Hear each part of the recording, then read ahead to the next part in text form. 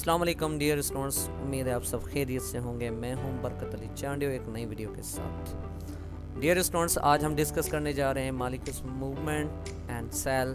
तो सेल्स में मॉलिक्यूल्स कैसे मूव करते हैं, एक्टिव तरीके से करते हैं, पैसिव तरीके से करते हैं, कहाँ एनर्जी लगती है, कहाँ एनर्जी नहीं लगती, कहाँ लो टू हाई कंसंट्रेशन होती है, कहाँ हाई टू लो कंसंट्रेशन होती है। तो चलते हैं टॉपिक की तरफ। In this slide we are moving towards the passive transport। तो passive transport कौन सी ट्रांसपोर्ट होती है? This is the movement of the material or the molecule from region of its higher concentration to the region of its lower concentration, especially it occurs in the gaseous form। Okay, so there's no need of energy, no energy is required, move due to the gradient। Gradient means इसकी जो amount होती है, quantity होती है, वो differences in the concentration, pressure and charge.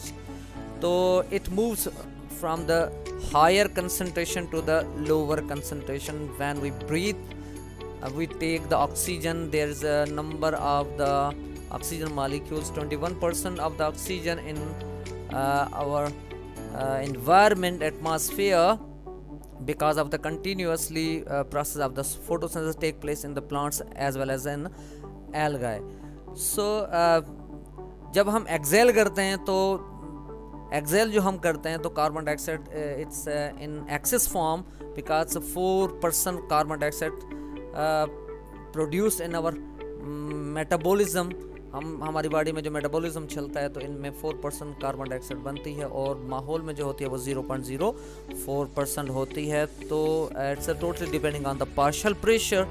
तो partial pressure पे ये डिपेंड करता है कि हम ऑक्सीजन कितनी ले रहे हैं और कार्बन डाइऑक्साइड हमारी बॉडी से कैसे वो बाहर जा रही है। तो this is totally depending on the partial pressure और द कंसंट्रेशन ग्रेडियंट। तो always passive transport always moves from higher to low concentration। These are the types of the passive transport। There are three different types of the passive transport। Number one, diffusion, osmosis and facilitated diffusion। This is the diffusion।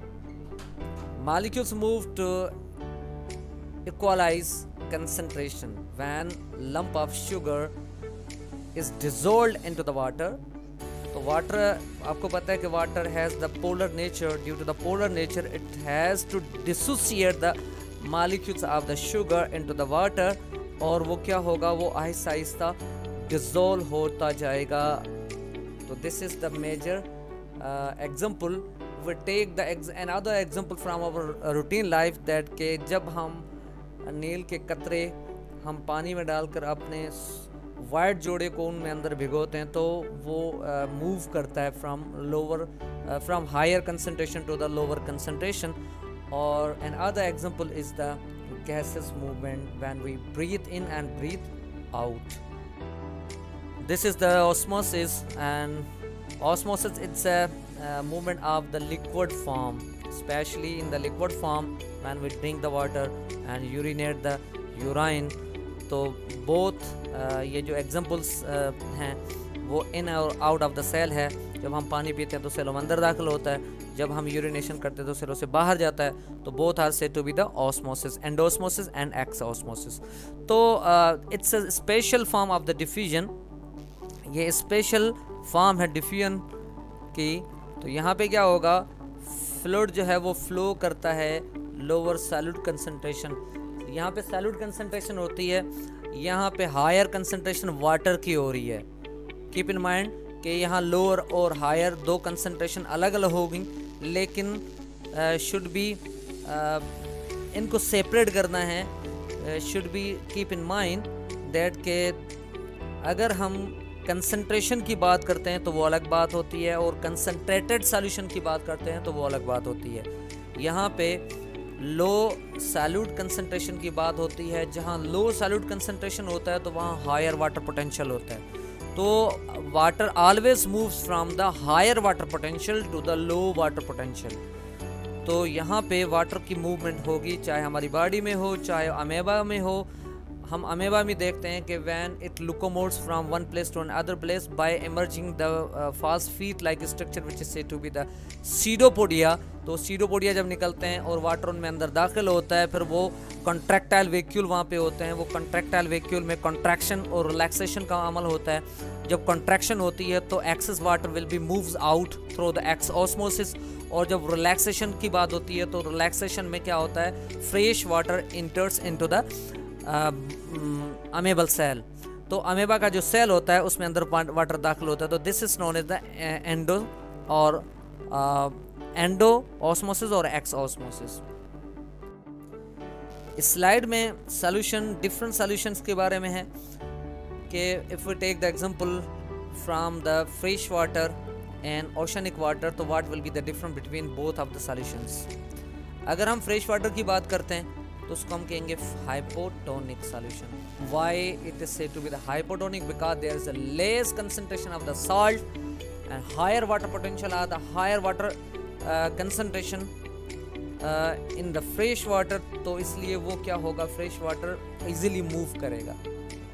We take the example from the oceanic और the seas water, तो there is the concentration, high concentration of the salt into the water, और water जो होगा वो thick होगा।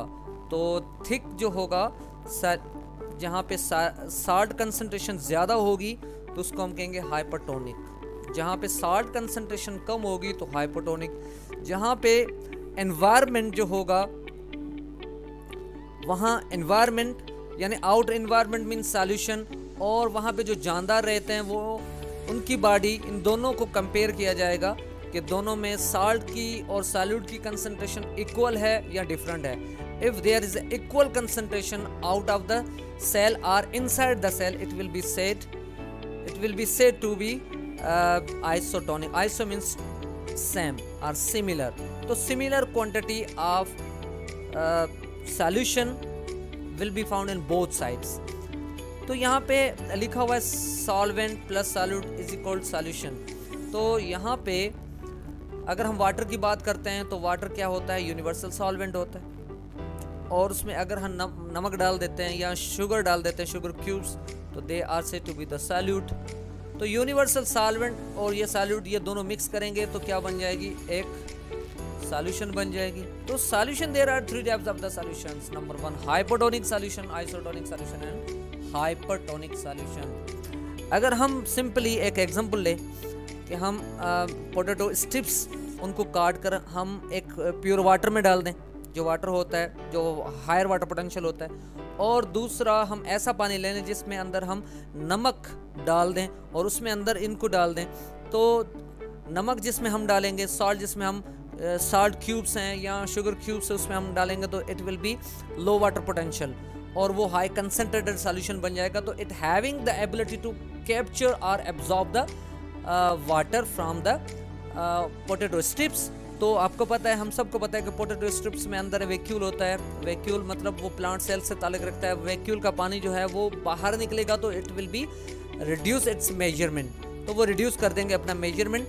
जो pure water होता है जिसमें हाई वाटर पोटेंशियल होती है, जिसको हम हाइपोटोनिक सॉल्यूशन बोलते हैं, तो उससे वो पानी अपने अंदर ले लेगा और it's measurement will be increased. Take the example from blood. तो यहाँ पे देख रहे हैं कि ब्लड की एग्जांपल है। यहाँ पे देखें, ये माहौल है, ये एनवायरनमेंट है, और एनवायरनमेंट में हमने ब्लड को रख दिया। ये बीकर है, let's suppose we take the example from the beaker, it's a beaker और दिस इज द सॉल्यूशन। ये सॉल्यूशन कुछ ज़्यादा गाढ़ा है, तो इसमें हमने जब ब्लड को इसमें अंदर रख दिया है तो इसने क्या किया, due to the hypertonic solution, तो water of blood will be moves out into the solution. तो ये बाहर जब निकलेगा तो इट विल बी श्रिंक, वो श्रिंक हो जाएगा और क्रीनेशन इसकी पैदा हो जाएगी, जिसको हम कहते हैं क्रीनेटेड। और crenation means there will be the finger like projections, जिसको हम कहेंगे इसका वाटर जो है वो मूव्स आउट हो रहा है। This is the normal cell. Normal cell means the density of the beaker, और जो बीकर में जो हमने वाटर रखा है उसकी डेंसिटी और वाटर की डेंसिटी दोनों की सेम डेंसिटी है, तो इसलिए net gain will be zero. Water जितना दाखिल इस सेल में होगा उतना ही सेल से बाहर इस एनवायरनमेंट में होगा, तो there will be no net gain of the water. So on the behalf of the zero net gain it will be retain in actual size. तो यहाँ पे कोई फर्क नहीं पड़ रहा सेल में।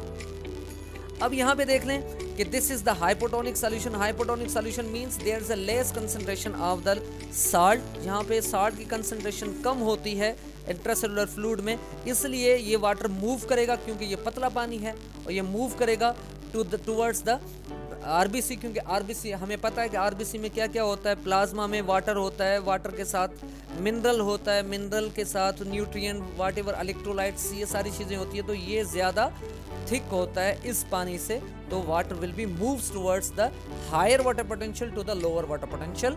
इसलिए ये जब वाटर पोटेंशियल बढ़ता जाएगा इसका और मूव करता जाएगा तो ये क्या होगा, इट विल बी स्वेलिन।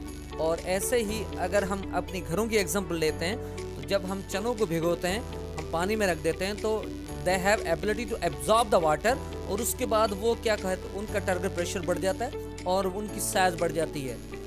अगर हम ऐसे रेनी सीजन की बात करते हैं, जब हमारे दरवाज़ों पे लगती है और वो दरवाजे हमारे लकड़ी के बने होते हैं, वुड के बने होते हैं, तो they have ability to capture the moisture, और वो हमारे कभी कभी दरवाजे बंद नहीं होते इसलिए क्योंकि their turgor pressure will be increase. So वो अब वो बंद नहीं हो रहे। ठीक है, और क्या होगा, ये प्लांट सेल तो ऐसे नहीं होगा। प्लांट सेल में क्या होगा, वो स्वेलन तो होता जाएगा, लेकिन they have the cell wall, तो वो रिजिड होती है, इसलिए उनको रप्चर होने से बचाती है। लेकिन if we take the example from the animal cell, तो there is no cell wall, तो वाटर ये अपटेक होते होते होते एक ऐसी पॉइंट आएगी जिसमें वो लाइज्ड हो जाएगा और वो ब्रस्ट हो जाएगा, और ब्रस्ट होने के बाद जो सारा कंटेंट होता है सेल्स का वो बाहर चला जाएगा। तो this one is the facilitated diffusion. और फैसिलिटेटेड डिफ्यूजन में क्या होता है, जब भी हम कोई सॉलिड पार्टिकल हम लेते हैं अपनी बॉडी में, like we take the food material, या इनके अलावा जो वाइट ब्लड सेल्स होते हैं वो किसी सॉलिड पार्टिकल्स को इनगल्फ करते हैं, या अमेबा अपने गिज़ा को इनगल्फ करती है थ्रू द परमिएबल मेम्ब्रेन। तो facilitated membrane will apply the carrier proteins. तो सेल मेम्ब्रेन में बहुत सारे प्रोटीन्स होते हैं, एनसेंट्रिक है, एक्सेंट्रिक है प्रोटीन, इनके अलावा चैनल प्रोटीन पाई जाती है, इनके अलावा एंटीजीन पाए जाते हैं, रिसेप्टर्स पाए जाते हैं। तो बहुत सारे इनके जो है प्रोटीन की फॉर्म्स पाई जाती हैं। तो फैसिलिटेटेड डिफ्यूजन के लिए भी हमें जो ज़रूरत पड़ती है वो किसकी ज़रूरत पड़ेगी, वो हमें चैनल प्रोटीन्स की ज़रूरत पड़ेगी और कैरियर प्रोटीन की ज़रूरत पड़ेगी। तो facilitated diffusion differentially permeable membrane. Why it is said to be the differentially permeable membrane? Because it select the different molecules to given in और एग्जिट होने के लिए जो उनके होते हैं उनको डिफरेंट मटेरियल्स की ज़रूरत पड़ती है। तो they have the specific chambers. तो वो चेम्बर्स जो होते हैं, डोर्स जो होते हैं प्रोटीन के, वो डिफरेंट टाइप्स के होते हैं, इसलिए उनको इनगल्फ भी करते हैं और उनको बाहर भी निकाल देते हैं। तो channels are specific help molecules or ions enter or leave the cell. तो चैनल प्रोटीन की जैसे हमने बात की, they are the specific for the ions. Like कुछ चैनल्स ऐसे होते हैं जो सोडियम के लिए होंगे, कुछ ऐसे होते हैं जो पोटेशियम के लिए होंगे, कुछ ऐसे होंगे जो कैल्शियम के लिए होंगे। They are the channel form. और जो चैनल प्रोटीन्स होती हैं उनको हम कहते हैं they are transporter protein. They usually transport the material. और इनके साथ क्या होता है, एक्वापोरिन्स होती हैं। एक्वापोरिन्स बिकॉज जो वाटर होता है वो हमारी बॉडी में जो दाखिल होता है, तो we are much familiar about the texture of the plasma membrane. It is made up of the phospholipid. और हमें पता है कि लिपिड जो होता है वो नॉन पोलर होता है, और जब हम पानी पीते हैं तो वो जो पोलर ये जो फास्फेट होता है वो पोलर होता है, लिपिड जो है वो नॉन पोलर होता है। तो इसलिए ये रिएक्शन नहीं हो पाता दोनों के दरमियान में, वाटर और लिपिड के दरमियान में। तो इसलिए एक्वापोरिन्स होते हैं जो फैसिलिटेट करते हैं वाटर हमारी बॉडी में अंदर दाखिल हो जाता है। There is no need of the energy. This is the process of the facilitate transport. Protein bind with the molecules. Look at here, this is the carrier protein which is embedded throughout the plasma membrane or the cell membrane, or these are the molecules which want to bind with the proteins. तो ये बाहर वाला environment होता है और ये cell के अंदर वाला एनवायरनमेंट होता है। जब हमें किसी चीज़ की ज़रूरत होती है like a salute molecule bind inside, कोई हम खाना खाते हैं वो ग्लूकोज होता है और वो ग्लूकोज जो है वो बाइंड होता है और उस बाइंड होने के बाद वो दाखिल सेल में अंदर दाखिल हो जाता है, तो इसको हम कहेंगे प्रोटीन बाइंड मॉलिक्यूल्स। तो शेप्स प्रोटीन चेंज होती है जब भी इनको अंदर दाखिल होते हैं, तो ये ओपन होता है, चेंबर ओपन होके फिर वो अंदर जब चला जाता है तो वो जो है वो दोबारा ओपन होता है। तो ये क्लोज ओपनिंग ये होता रहेगा, कंटिन्यूसली होता रहेगा।